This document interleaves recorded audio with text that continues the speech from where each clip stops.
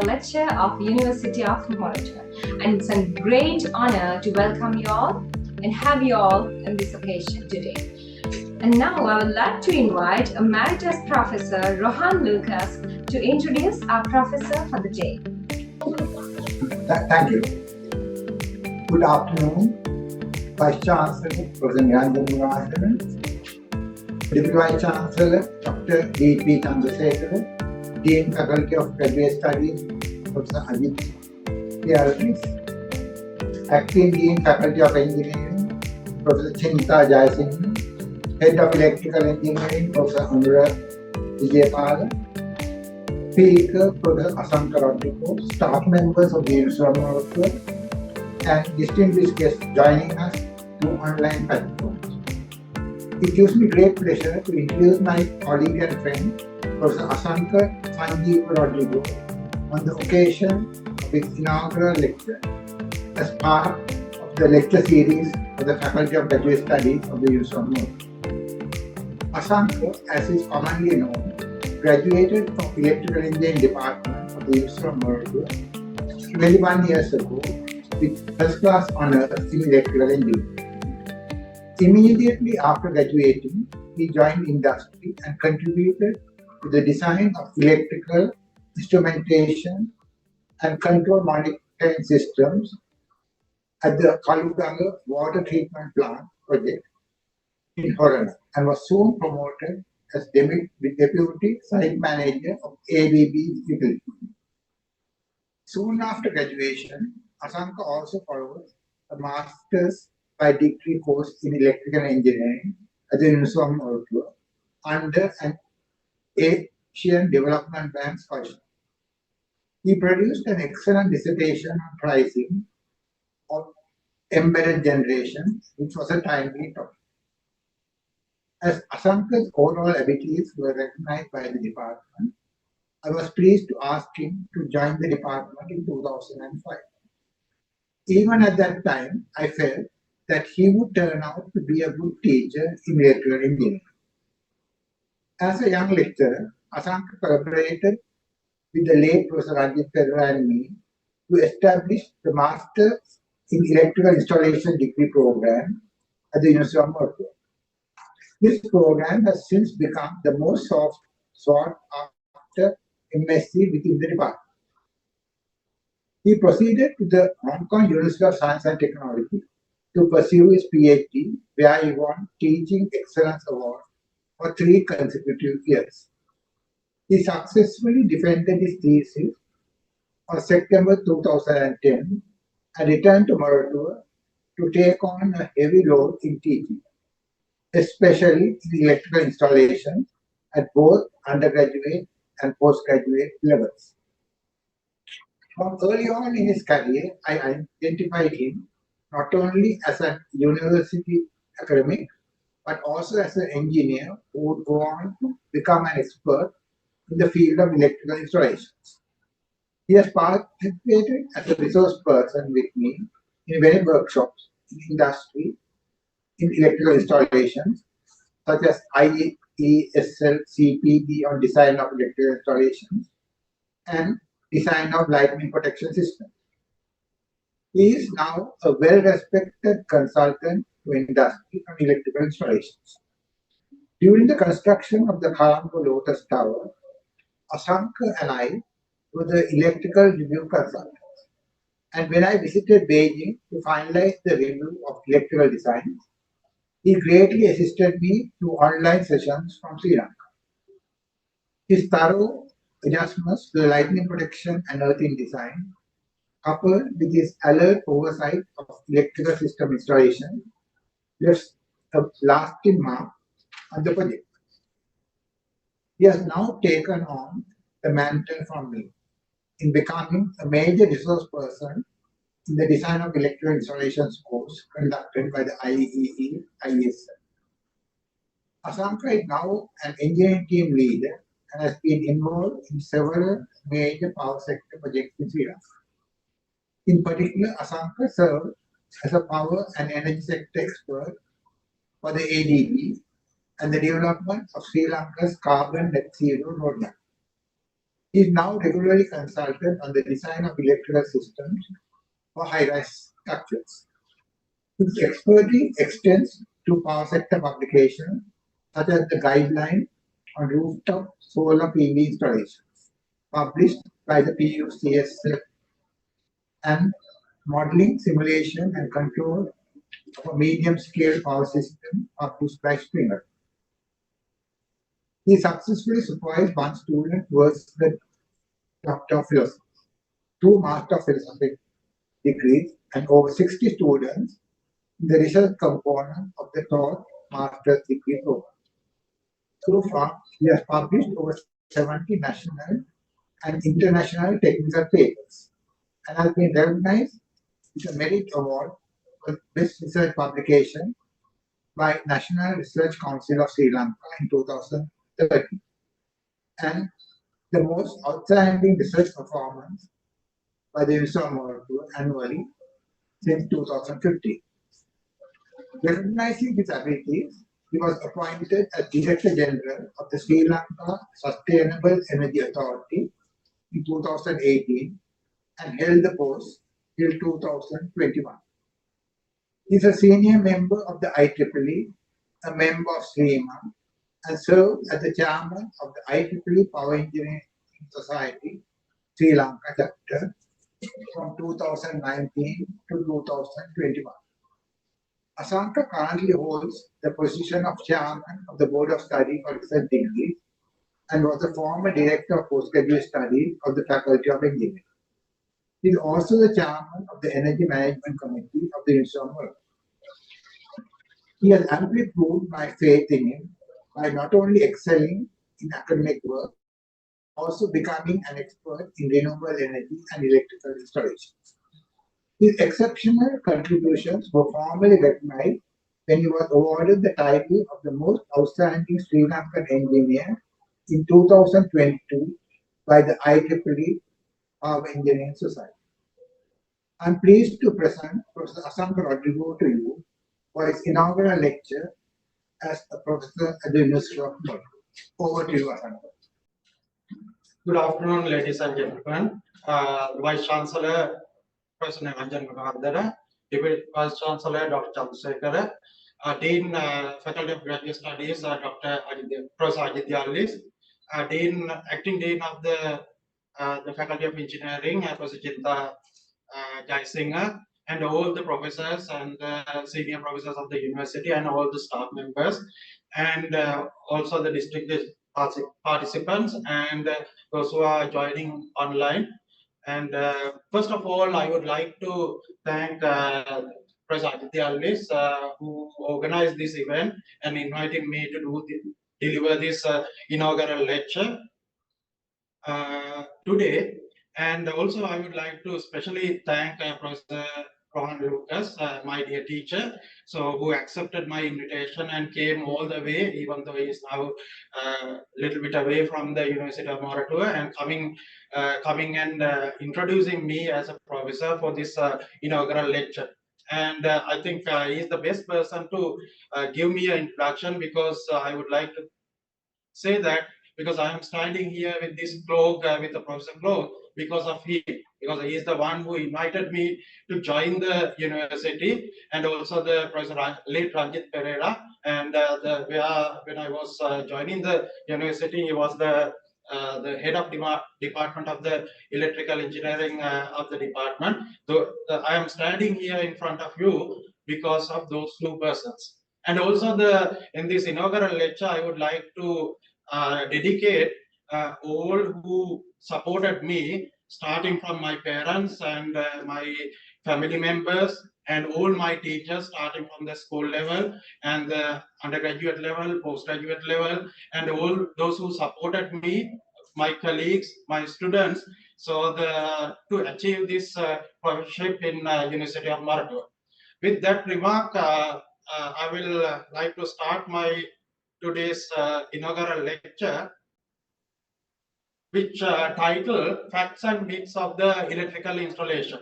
As the Professor Lucas introduced, so that I'm involving it from the beginning in this area, like the fact and myth. or basically electrical earthing and the installation field from my early career, and still I'm continuing in that area. So that's why in my inaugural lecture, with all the industry requests, I decided to deliver today's lecture on this subject. Before going into this subject, I would give very small introduction about what I'm doing in University of Maratua. So that I'm at the moment working in three different sectors. The power system, where I'm researching on power quality, control, simulation, and stability on the power system. As well as I'm working on the energy sector, and currently involving with a lot of projects and a lot of research on the building energy and the renewable, especially targeting on the variable renewable energy integration and the challenges on those integration, as well as I'm working on the electrical installation field. We are mostly targeting on the earthing, lighting protection, and the electromagnetic compatibility.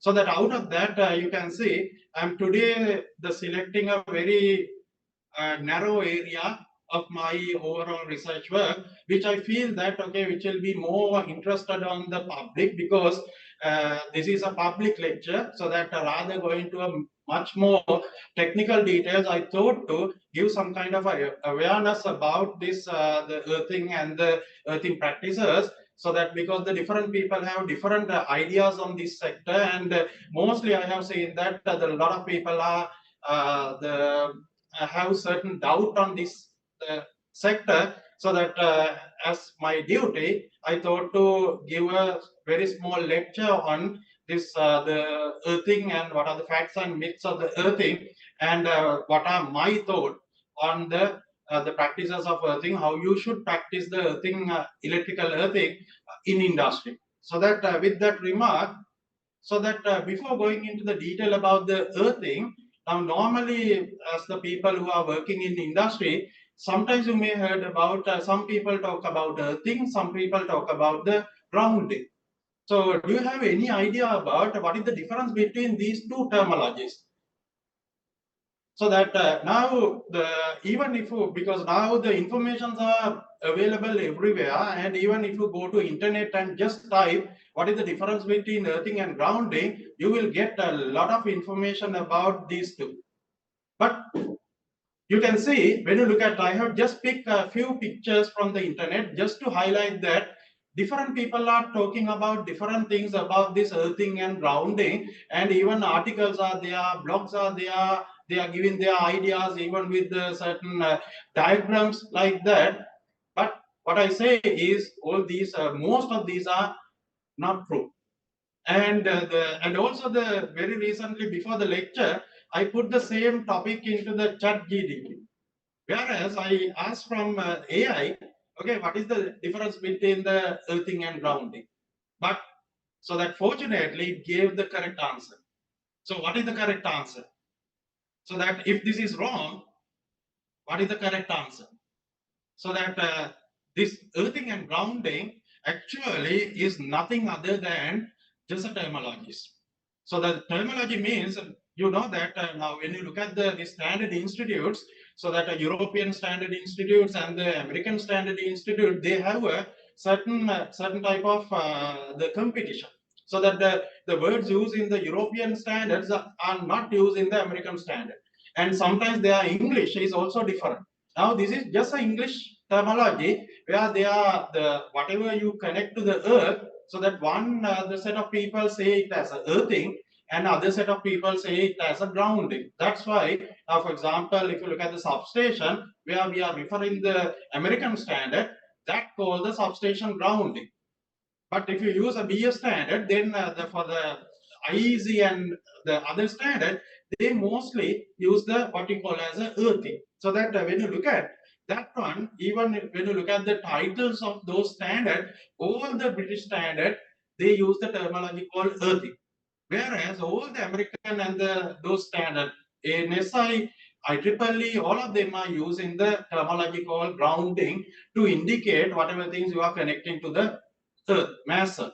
So that keep in mind, even though the blogs are saying so many different things, and even some other articles are saying, actual difference between these two terminologies are just English.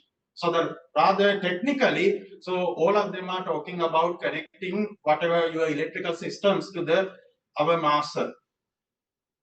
So that the before going into the technical detail of this earthing, so that if I look at very briefly what is the history of this is earthing, how people started this earthing practices. So that actually that was started way back in 1976. So this is where people were using these practices, but the reported the first recorded experiment was the found in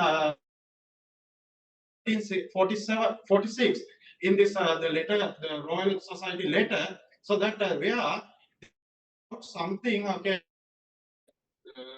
storing static charges and discharging it. So that at that time this capacitor was found called they stored the static charges, and if they want to discharge it, at that time they use the earth or water or the river to discharge that static charge. So this is considered as a first reported scientific evidence over talking about.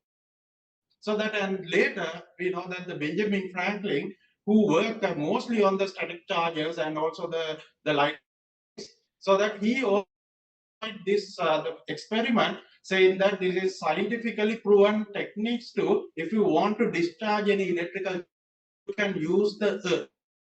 First evidence that we can find, scientific evidence we can find about this earthing. And then Franklin later, you know that is the very famous height experiment about the lightning, because he did not be lightning, because at that believe that lightning is a god activity, so that those are coming like a gods, okay, and he wanted to is a like a static charges, nothing other than other things, it's a electrical activity. So that he sent a kite sky to collect these charges, and the on the halfway he got an electric shock due to the lightning strike. But so the because static charges, he published a paper saying that this is a the electric phenomena came of a proposal to avoid or the minimize the damages due to the lightning by introducing what we rod. So that what by using lightning rod and earthing the lightning rod properly, so that you can divert that static charges to, again this is a, then later propose some kind of an arrangement to the household application and other application. He continues on this how to collect these static charges and divert that one to the earthing and keep the place. When you look at that is the recorded history, what we call as a scientific evidence. But even if you look at our ancient culture, Sri Lanka, we have these stupas, very big the structures where they are more prone, so that if a light, when you look at the actual the structure, they made it such a way that in the middle you have some kind of a soil which is more conductive than normal soil, so the which collect that the static charges or the lightning charges and that one to the same, so that even the when the people are standing around the statue will not get any this, nowadays we are calling as a step charges or the touch voltages, they will not get those type of things activity. So that even the proved scientific the papers or something, so that now we can find out that even at that time our ancient people knew how to do this the earthing properly. So that now that is the static charges. Now when you look at normal electric charge, the first history we are getting in the way back in something like 80s. So that the Thomas Alva invented this incandescent lamp. He's a some kind of a, even though he's a the scientist is entrepreneur. Just he did not just stop at the producing the incandescent bulb. He started to make some kind of a business by generating electricity and supplying electricity to the customer and selling his bulb. So that he started that business. First started with replacing the street lamp with the incandescent lamp, where he developed or he constructed what we call as a Pearl Street central generator station with a one dynamo with 110 the volts, and the driven by the steam generator. So that this is the picture of that the location. So that was in the Pearl Street of the USA, and what he did was he replaced the street lamps and the which are at that time was the gas lamp. So that he started the proposal or started the replacing this gas lamp with the incandescent lamp. And when he wanted to the replace gas lamp with the incandescent lamp, obviously we have to give the supply positive and negative because it's a DC generator. But as I said, he's an entrepreneur. He wanted to maximize his profit and also the reduce his cost. So that what he did was he used the ground return as the return path. So that he used only one cable where he used the gas pipe as a earth, and this earth return was taken to the ground.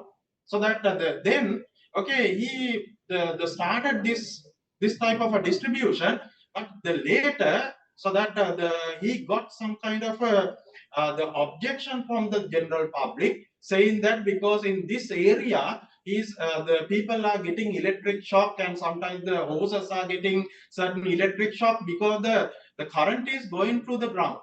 And then what he did was he changed his design little bit, and they used the 210 volts and then took the neutral as a ground return path, avoiding the ground return. So that then again we find another evidence of the use of the ground for electrical appliances or electrical system by this the DC distribution system. And he got the patent in 80s 87 on this invention. And then at the same time, that is the DC. You know that, okay, in the same time, a little later, okay, the Nicholas Tesla started this what we call as a AC system. So that even though he found this AC system, and there was the AC generation as well, but it was not the popularized, because one thing is the Thomas Edison the made certain rumors saying that the AC is not the same. And because of that, even when you look at the scientific evidence, there was certain type of the war in between DC and AC, or basically the Tesla and the Thomas Alva Edison, and that we call as a very famous the war of current.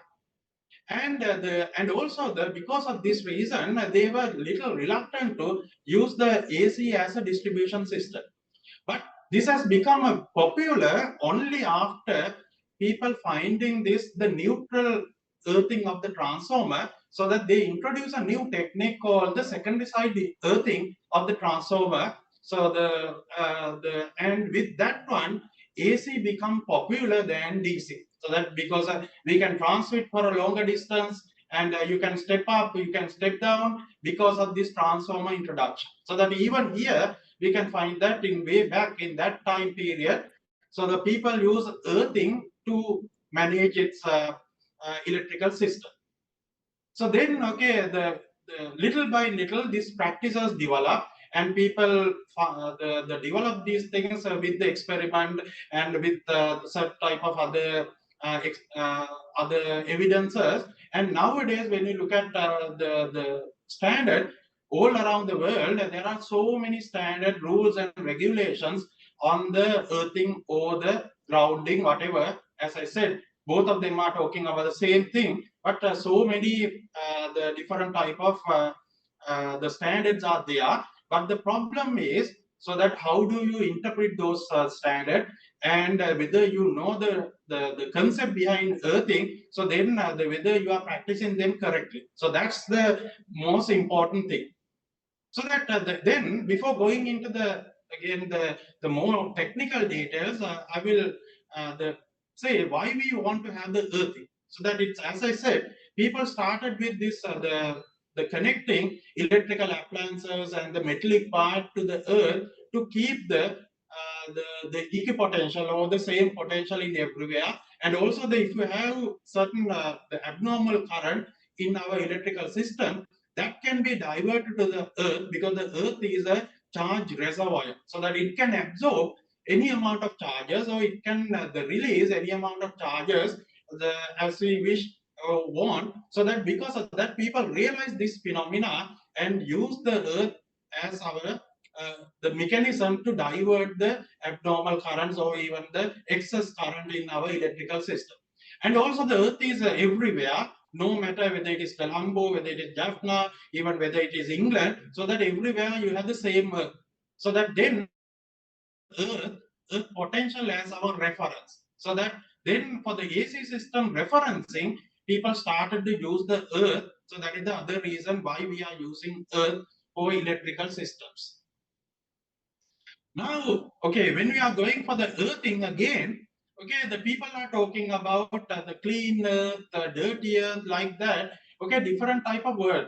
So is it true? So that do we have something called clean earth, dirty earth, or sometimes people call as instrumentation earth, power earth, or even the lightning arrestor earth, even computer earth, structural earth. Likewise, in practice, people are using different type of terminology. Is there a meaning of that terminology? So the why we want to call this the lightning arrestor earth, or the structural earth, computer earth, or the power earth, tunnel earth. People are using different this type of different terminologies, but keep in mind again, okay, if you want to put a name, you can even put your lover's name, lover's earth, or your father's earth, or something like that. But technically, there is no meaning. So that because we have only one earth there, so that whatever things you connect to the earth, that is earthing. So that whatever you put a name, so that that name does not have any meaning, so that because it's a earthing, it's just earthing or the grounding, nothing else other than that.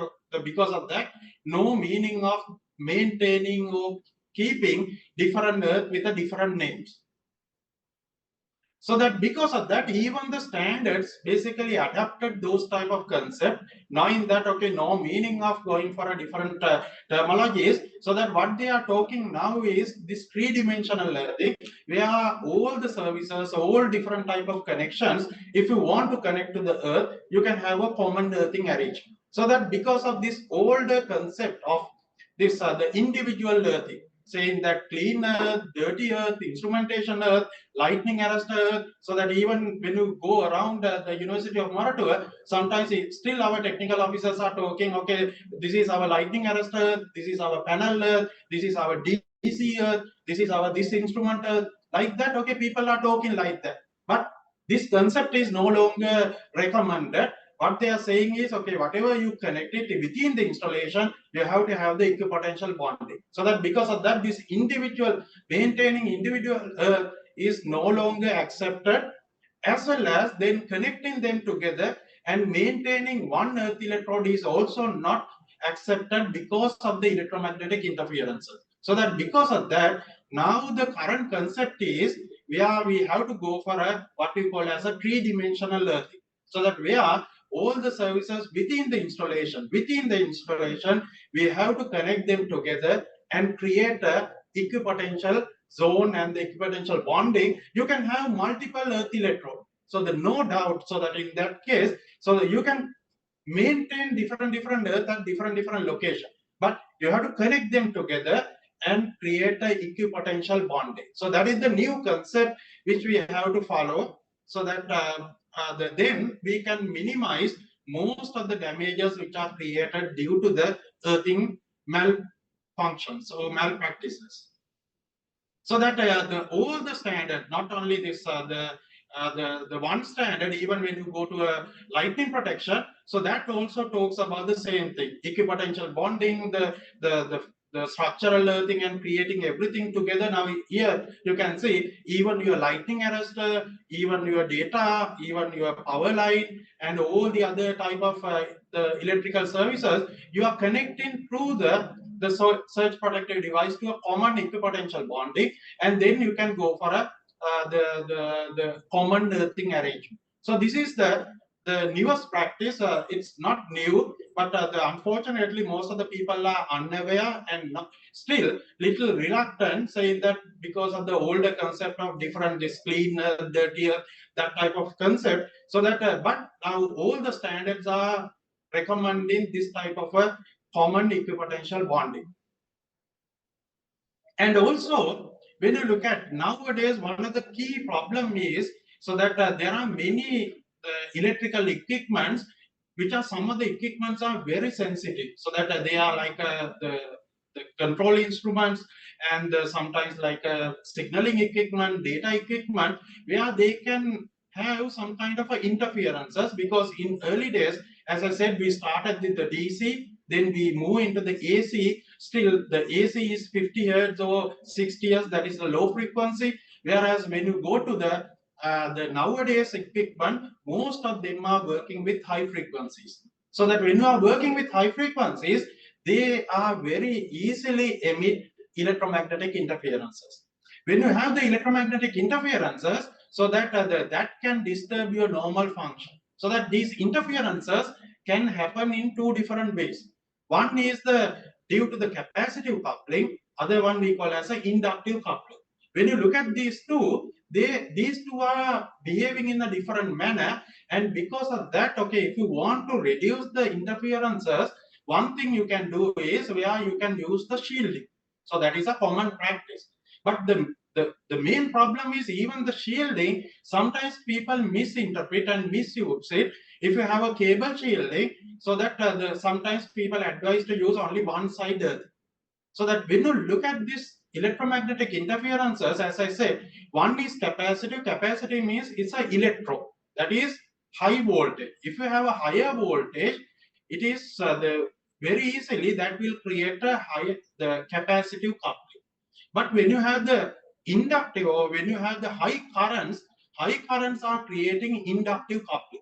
So that especially in the low voltage with high currents, which are creating inductive coupling, more inductive coupling, whereas when you look at the high voltage with the low current, they are creating capacitive coupling. That's why in the high voltage cable, normal practice is to earth the single side. Single side earthing is okay for a capacitive coupling, but that is not enough for a inductive, the coupling or the magnetic coupling. Magnetic coupling, because of the inductance, that will create a voltage rise, and then just earthing one side will not reduce that voltage to zero. So that because of that, we need to have the both side earthing. But when you are doing the both side earthing, if you maintain separator, again that can create a circulating current. So that is one another problem most of the time when the people are doing this thing. So sometimes the blindly they connect the both side, saying that we want to reduce the inductive coupling. But what will happen is, if you do not have the equipotential bonding, again that can create the circulating current, creating higher losses, as well as some other the problems can arise if you do not have the equipotential bonding. So that when you are working with installations, so that one key aspect in the earthing is equipotential bonding. You have to do the earthing properly with the equipotential bonding. So that you have to keep in mind.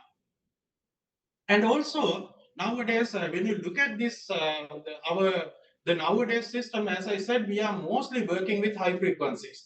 Our devices are converting to a high frequency. Because of that, they are generating even the harmonics or even the supraharmonics, very high frequency harmony. Now, most of the nowadays equipments are coming up with certain what we call as a electromagnetic the compatibility, the filters, EMC filters, which capture those high frequency component or the noises and earth it, so that we use this filters to earth those high frequency components, especially in the TT earthing arrangement.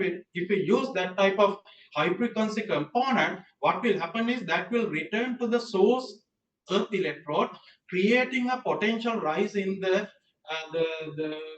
earth electrode. So there will be a neutral voltage rise in the TT transformer, so that creating again a certain problem for the other devices. So that because of that, you have to carefully handle these type of problems, so that otherwise your system can disturb due to those type of the problems. So these are new problems which are arising because of our new introduction of the power electronic and the high frequency component. And also the other most common mistake most of the people are doing is, okay, we know that when we go to a low voltage electrical systems, we are talking about different type of earthing arrangement. We talk about the TT earthing, we talk about the TN earthing, and talk about the IT and even the TN. We subdivide into TNC, TNS, like that, so that as per the common practices in the worldwide, so that we can select whatever type of the distribution arrangement depending on the earthing arrangement, so that all of them are subdivided based on the earthing arrangement. But most of the times when I ask the question, okay, out of those earthing arrangement, what is the Sri Lankan earthing arrangement? Can we use all of them for a variable location? So that most of the time, okay, the people give different answers. The mostly I heard that, okay, people are saying our earthing is TT.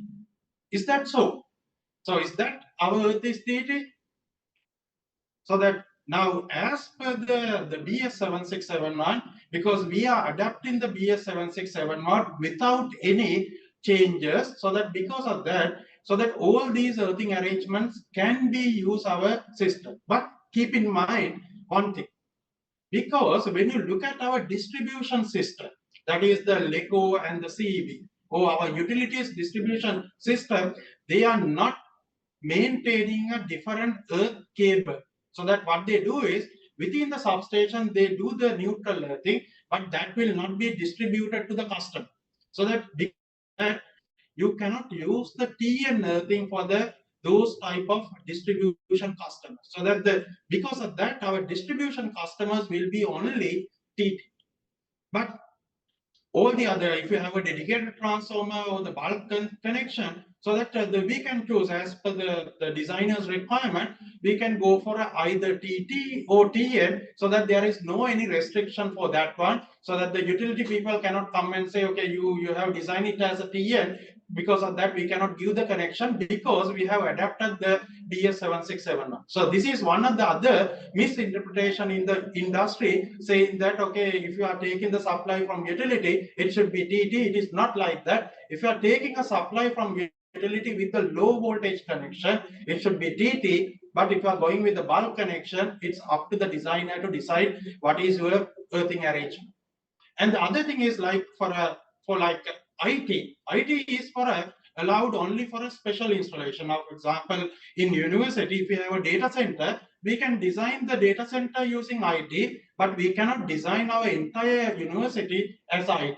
So if you have the hospital, so if you the general hospital, we can design as a TT, but the operation theater we can design as a IT. Likewise, so there are special locations where we can go for a IT. Otherwise, IT earthing is not allowed for the general installations. So now that is okay. When you look at our distribution arrangement, so that's what the how we can practice. Now, when you look at our distribution, we have the substation as well as the installation. So when you look at those locations, okay, we are talking about the earthing. I did not say anything about the earth electrode resistance. Now, when you look at the substation earth electrode resistance and the installation, so that what is the recommended earth electrode resistance for those type of location? So I will start with the substation. So if I ask, okay, from you, what is your recommendation for the substation earth electrode resistance? It is 200 ohm, or it is 100 ohm, or it is 50 ohms, or whether it is 10 ohms or 5 ohms or 1 ohms or below 1 ohms? What is your recommendation? This is another, okay, most of the time I have seen that most of the people misinterpret this information as such. So that as an example, I will just use most commonly used earthing arrangement, that is TT, the distribution system as an example. Now here, when you look at the substation, you can see I have two arrangements. One is I am maintaining only one earth for the substation, that is the body earth and the neutral earth are combined together. And the second arrangement is where the body earth and the neutral earth, we are maintaining two different earth electrodes. So if I ask, okay, I know a lot of the utility engineers they are connected. So that if I ask, what is your practice? Whether you are practicing first one or the second one. If you are practicing first one, okay, what is the reason for practicing first one? Or if you are practicing the second one, what is the reason for practicing the second one? So when you look at, okay, you know the answer, so that if I say the answer, almost all the utilities are practicing, so the second option. Why that is the second option? Why we are not going for a first option? So that the reason is, when you look at this one and again, so that if you are practicing second one, what should be the earth electrode resistance? What is the maximum value you have to select? So that people are saying, okay, we have to maintain 1 ohm or we have to maintain 5 ohms. Different people are saying if it is like a hill country, okay to go with the 50 ohms. But if it is in the coastal area, sometimes, okay, we have to go for a 10 ohms or below. Likewise, people are interpreting in a different value. What is the theory behind the selection of the earth electrode value? So that is the most important thing. So that if there is a fault occurs in the high voltage side, so that obviously assume that there is a IM fault current. So that fault current goes to the earth electrode, creating a potential rise. What will happen is that potential rise transfer to the other side, so that because now you are neutral or your body, through the body it will transfer to the other side, so that if you look at voltage in the substation equipment, in the first one it gets U naught voltage, that is the nominal voltage that will not exceed higher than the nominal voltage. But you can see the second arrangement, now in the substation equipment are experiencing U naught plus IMRS. That is, there is an additional voltage created by the earth electrode, so that will be transferred to the low voltage side of the substation equipment. So that then, as per the basic things, now even if you look at the installation side, now you can see in the installation in between the live and earth, so there will be a voltage in the first arrangement. That voltage will be U naught plus IM into RS. But in the second case, that will be U naught. So that in terms of the customer, you will see that the customer in the second arrangement, customers are not getting the higher voltage the other than the U naught voltage or the nominal voltage in the second arrangement. In terms of the customers, the protection, that's why the utilities are going for a second option rather than going for a first option. So that now when you look at the earth electrode resistance, so that in that terms, you need to have so the equation, so that there is nothing called, okay, it should be less than 1 ohm, less than 5 ohms or something, so that no standard saying that type of requirement. So that you have to calculate what is your earth electrode requirement, what is the maximum value you can go, and based on that you have to decide your earth electrode resistance values. Now that is for a TT arrangement. Now let's look at what should be the arrangement for a TN. So that if I repeat the same thing for a TN, you will see that same fault occurs in the TN transformer, same voltage rise comes like that, and that will transfer the voltage to the secondary side, but you will see that the secondary side voltage will not go beyond your nominal voltage, so that you will be more safer. So that even the substation voltage will not go beyond the U naught. In the customer equipment also, it is not going beyond U naught voltage. But there is a certain the issue, so that you should, because of that, keep in mind in the TN system, we are not defining any earth electrode resistance value. Sometimes I have seen that even the utility people, before giving the supply connection, they will ask, okay, go to the installation and asking where is your earth, what is your earth electrode resistance value, something like that. You can ask that question, what is the earth electrode resistance, whether it is acceptable for a TT system. But for a TN system, no point of asking earth electrode resistance value, because that does not give any meaning, because it doesn't matter, because you are in the equipotential zone. So that whatever the potential rise will not create any harm or unsafe situation in that situation. But even though I'm saying like that, there is a certain risk. The risk is, now assume that if a person touch an exposed conductive part of the certain appliance. So that in the first case, in the TT arrangement, you will see that those people are not getting any electric shock, because the voltage will be zero, because you have a separator which is separated from the substation. So that's why in that terms also, so that that will be much better. But when you go to the TN system, you will see that now the customer is getting the IMRS, that substation voltage will be transferred to the exposed conductive part of the installation.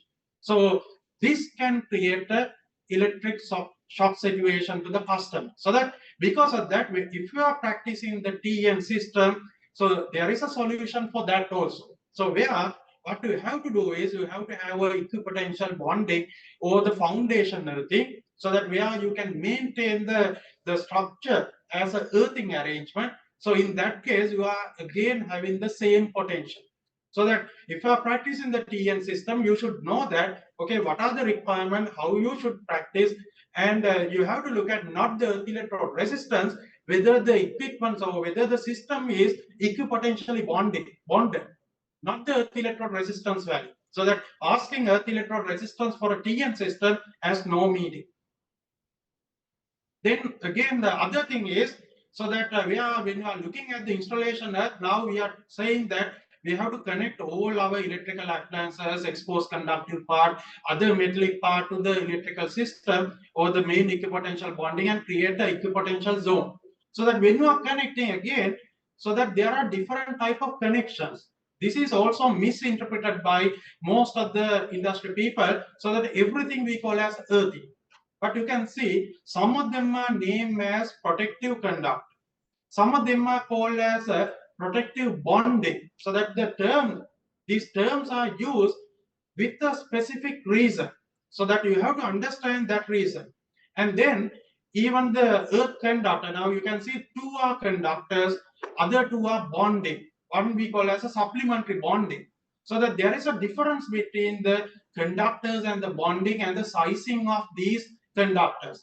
Otherwise, we can do the same way of sizing, but in here you have to keep in mind all these four conductors should be sized separately with the separate techniques. So that even for the protective conductor, there is a technique given to size the conductor. You have to follow that sizing. And even when you go to the bonding, it can be protective bonding or the supplementary bonding. These two should be sized separately. We don't have the common sizing, or sometimes people blindly go with the select certain size and say that everywhere you have to go like that. But keep in mind, it is not like that. You have to correctly size it and select it and use it in your installation. And even the earthing conductor, most of the time people are calling and asking how to do the sizing of the earthing conductor again. So there are standard way of doing this sizing as well, so that you have to select it correctly. Now, so that up to now what I have explained is, okay, that this earthing connection, so that all your appliances, as I said, we have to have an equipotential bonding and connect to the earth. So that how do you do that connection? So the connection can be either the rod, we can use rods, plates, the tapes, or even any metallic part. So that you can use, no matter you don't want to go and install earth electrode. or you don't want to go and install even a plate. So that what you can do is, if you have any metallic part within your installation, all of them are, if they are buried, we can use as our earth electrode system. And the when you look at those type of earthing, again, one of the other misconcept is sometimes people are saying, okay, copper is better than GI. Sometimes some people are saying, okay, copper is expensive, so that we will go to a GI. So that is that the reason you have to look at when you are selecting your earth electrode system. So that when you look at that one, even if you go with the standard equations, so that if I give you standard equation, you can see rod, plate, or the conductors, mesh, whatever things, you will see that what are the parameters given are the soil resistivity and the geometrical shape. So that you can see, other than the soil resistivity, rho, so that we are not considering our material, the properties. So that because of that, keep in mind, in terms of the earth electrode connection, your material is immaterial. So that you don't want to care other than, okay, your durability. So that if you are caring about the durability, if that area is more corrosive, you can go for a copper. And the otherwise, even GI or steel, whatever things you can use, whatever the metal part which are buried in the underground, you can use without any problem. So that no matter whatever the material, only thing is what is your the geometrical shape. Now, even when you go to a geometrical shape, so the people are asking, okay, whether the rod is better than plate, or the plate is better than rod. So that people are saying that, okay, no, don't go for a rod. Okay, we will go for plate. Plate is the giving good earthing than rod. Is there something like that? So that also very important. As an example, if I take a very simple calculation for a rod earth and the plate earth, you will see that in the same place, and the two different geometrical shape will end up with the two different earth electrode resistance value. The lower the resistance is better. Now you will see that, okay, that will depend on only the geometry. So that because of that, okay, depending on the location, you have to select the correct geometry. That is very important. And because of that, nowadays what we are saying is, even over the standard, what they are recommending is to go for a structural earthing or the foundation earthing. So because when you look at the foundation, it's a massive amount of steel structure, and also that is covered with the concrete. Compared to the soil, concrete with the moisture is a very good conductive material. So because of that, if you cover this the rebar with concrete, which is buried underground, will give a very good earthing system. So that's why most of the new buildings which we have designed using this structural earthing, where you don't need separate earth electrode. Separate earth electrode, you can just omit and go for a structural earthing, which will provide very good earthing arrangement. And also when you are looking at the earth, now I explained about the substation earth electrode resistance value. Now when you look at the installation earth electrode resistance, again people have different idea. So that we have to maintain below 10 ohm, we have to maintain below 50 ohms or below 1 ohm. Is it true? So that do we want to maintain that type of the different values? How do you decide that value? So that again, so there is a calculation methodology where most of the time people are unaware about this concept. What we can do is, okay, if there is a protective device and if there is a earth fall, protective device will take care of the earth fall. Only concern what we have is, even though you have the protective device, if the fault current is less than the protective device sensitivity. So in that case, your protective device will not operate, so that which will create a potential rise in the exposed conductive part. So that you have to calculate and check whether, depending on your protective device, whether you are using 30 milliampere protective device or 100 milliampere protective device, you can calculate and check whether what is the acceptable earth electrode resistance value. What it says is, okay, anywhere you cannot go beyond 200 ohms. You have to have the loop impedance less than 200 ohms. But other type of earthing arrangement where so there will be certain defined value, not like 10 ohms or whatever, so that then okay, there is this type of calculation.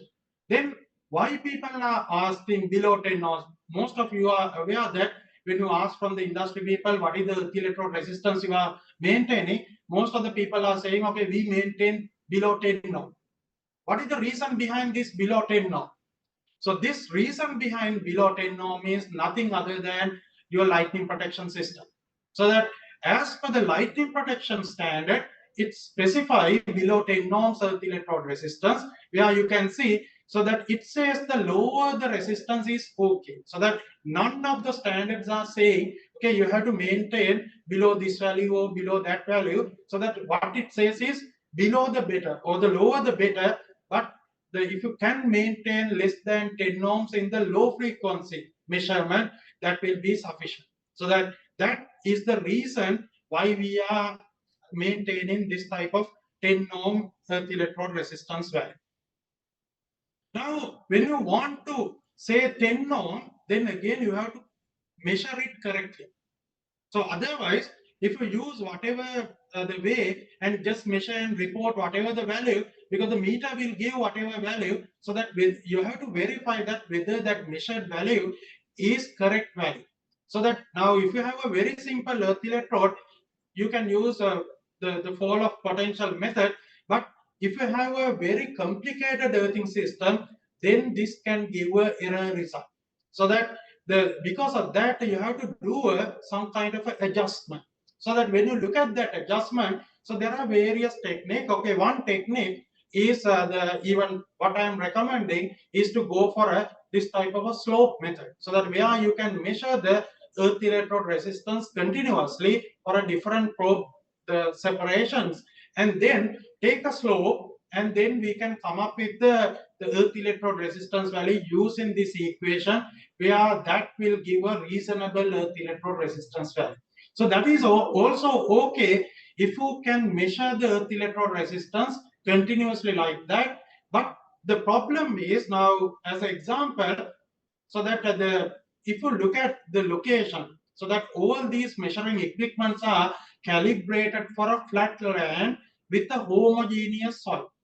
But for example, sometimes you will get a slope the location. Sometimes, okay, some parts are cut off for a construction. Classic example is this type of the telecom towers. So that we have investigated so the how to come up with some kind of a solution for these type of error. How to improve the measurement by the looking at these type of complicated soil arrangement. So that as an example, now in here I have listed out few such a telecom tower station which you measure into different direction, you are ending up with a different earth electrode resistance value. So now are you accepting lowest value, or are you accepting highest value, or are you accepting average value? So that is the problem. So that similarly, even if you measure take the certain location, and if you measure the earth electrode resistance in a different direction, probably you will get different values because your soil is not homogeneous. So that then what we did was, okay, we did certain type of experiment by taking large number of similar sites, and we trained an AI model, and where we simulated these type of the location, how the currents are flowing with a different soil resistivity and the different current flow, and came up with a certain model which we can the present, or which we can give a representative earth electrode resistance value, because if you measure in a one direction, it will be one value. If you measure in the other direction, that will be another value. So that what will be the representation value? So it is not neither the largest value or the lowest value, or not the average value. So that you have to have the actual based on the current flow and the voltage development, so that you can calculate what is the actual earth electrode resistance. But doing simulation for all the sites is very tedious task. So that because of that, we came up with some kind of a train model where we can give these resistivity readings and the resistance reading, and the model is coming up with the the representative earth electrode resistance value. So we are improving this model, so that this is one of the area where most of the time people are facing some problem. We are trying to give a solution for that problem. And also, as I said, soil is not the homogeneous everywhere. So that as example, if you look at the different areas, we are getting different soils. So that then when you look at even in a site or wherever location, so that most simplest way is we think that they will be in the layer. So that they will be in the horizontal layer. So that even the standards are there, which if they are horizontal layer, we can do an approximation and give the soil resistivity value. But if you have non-horizontal layers or the different type of zoning, how do you give the soil resistivity? What do you have to use for your earth electrode resistance calculation? So that is again a very hot topic in this area where we try to solve that problem. Obviously, we know that there are various different type of soil resistivity measurement techniques. So that it can be either Winner method or it can be method, or there are various techniques. We didn't try to change those techniques. We take the techniques result and then try to come up with some kind of a different model to represent different type of soil, the resistivity value. So that as example, if you have a layer, it is very straightforward. You can use even the Winner method and then calculate the resistivity value. Even the layered values, we can take it from the apparent resistivity. So whether it is a top low resistivity, bottom high resistivity, likewise we can define. And depending on that, you can select your earth electrode, the type as well. So those are well established theories. Now what we did was, where if you have most of these theories are not talking about vertical layers, so that the horizontal layer is well established. But for example, there are certain locations, especially in the countries like us, so that where we have the lakes, and sometimes our the soils are cut off like that. In that case, assume that if you have a certain earth electrode earth mesh in a certain location, how to come up with the proper earthing design. So that what we did was, even by taking, now this is one example in in this Mathara grid substation, where it is in a different type of soil layers.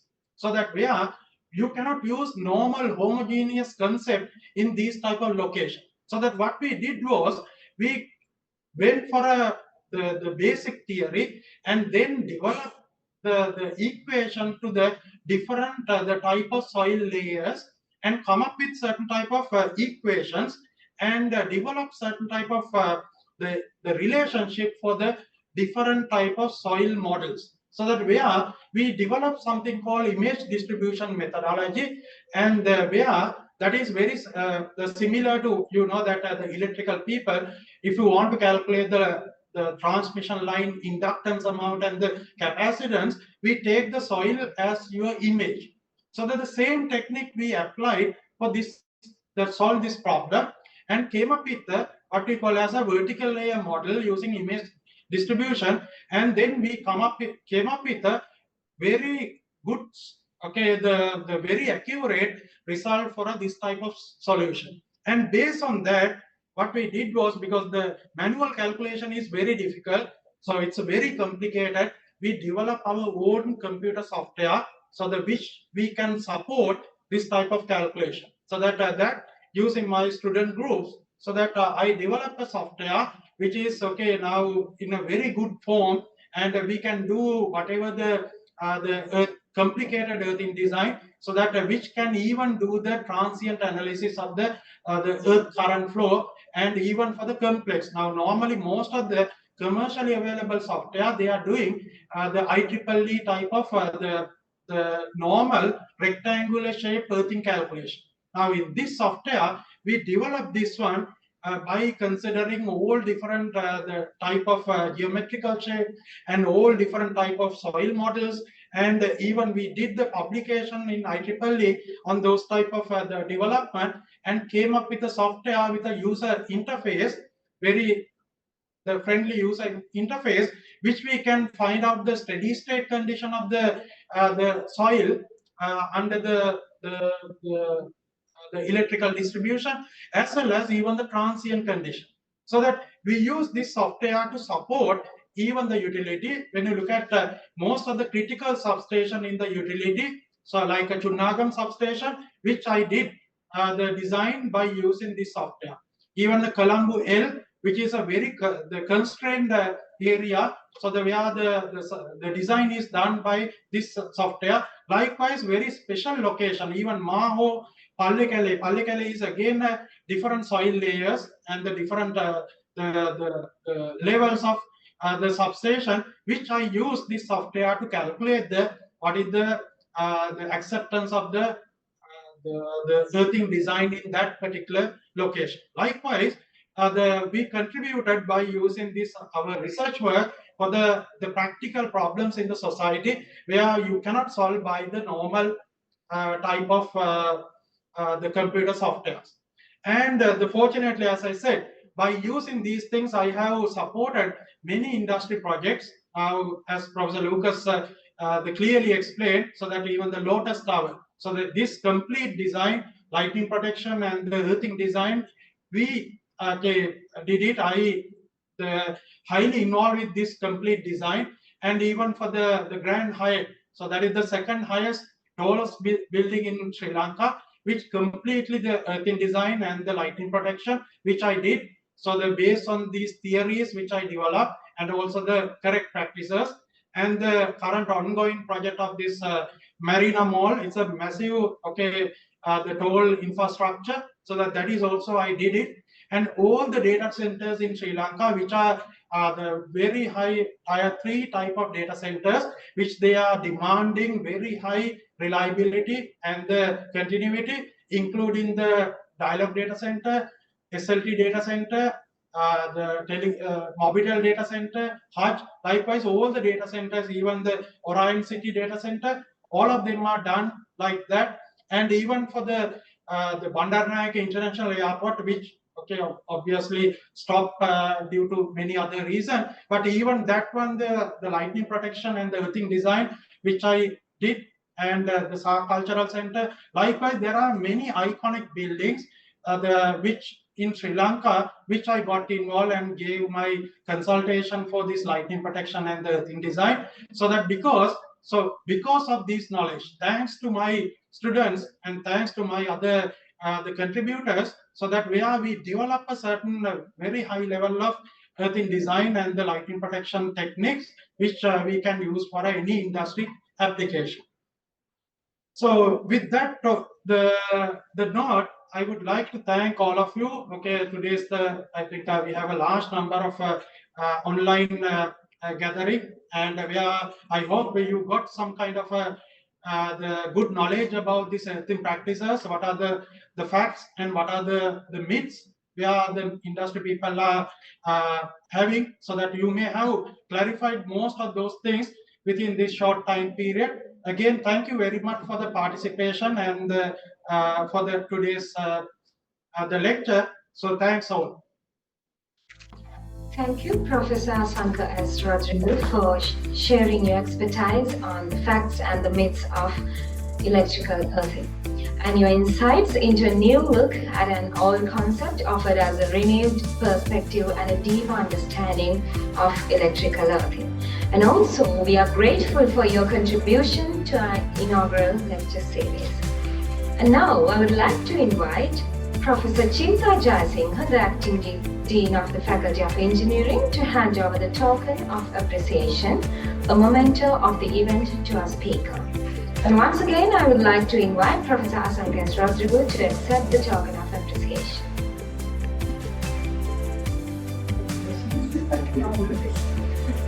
Thank you. And now it's time to extend our thanks to our sponsors of this event.